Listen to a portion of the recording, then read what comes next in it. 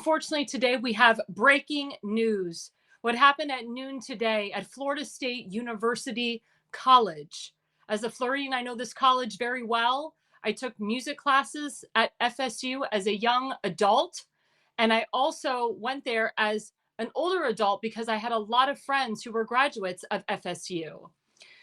Unfortunately, a Florida State University shooter, he was actually a student at FSU, at noon today decided to take a gun from his mother's house and shoot down, and it has been confirmed by Governor Ron DeSantis and police at FSU. 2 people confirmed dead, as well as 6 injured. But what we found out is that it wasn't just one shooter, it was actually 2 shooters. There's confirmation that the second shooter was killed by somebody on campus that had concealed carry. The shooter that is in custody, though, the one that took the gun from his mother's home, is the son of a Leon County Sheriff's deputy, which is very sad. His name is Phoenix Inkner. What we're finding out about Phoenix Inkner is that he was a radical extremist. He was extremely anti-Trump, and he was pro-Palestine. There's actually reports showing that he attended a lot of pro-Palestine events that were happening at FSU University, and that he was involved with a group called the Tallahassee Students for a Democratic Society.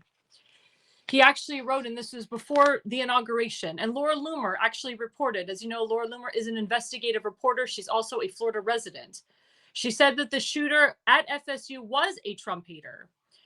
He said to news reporters during one of the pro-Hamas anti-Trump protests, he said, quote, "I think it's a little too late. Trump's already going to be inaugurated on January 20th, and there's not really much you can do unless you outright revolt. And I don't think anyone wants that." He said this at the rally. Now, there's some speculation that he wasn't a protester, that he was actually going against the protesters, that he was actually in favor of President Trump, but they did not confirm that he was not at this rally protesting. And I know that there's a lot of people that are combing through his Twitter accounts as we speak, his Facebook accounts. They say he was a registered Republican. They say his parents were registered Republicans or are registered Republicans, but that doesn't mean anything. Just because you're a registered Republican, a Democrat, independent, that doesn't mean that you don't have hatred for President Trump. As you know, we have something called rhinos, Republicans in name only, that have done everything they can to hurt President Trump's agenda.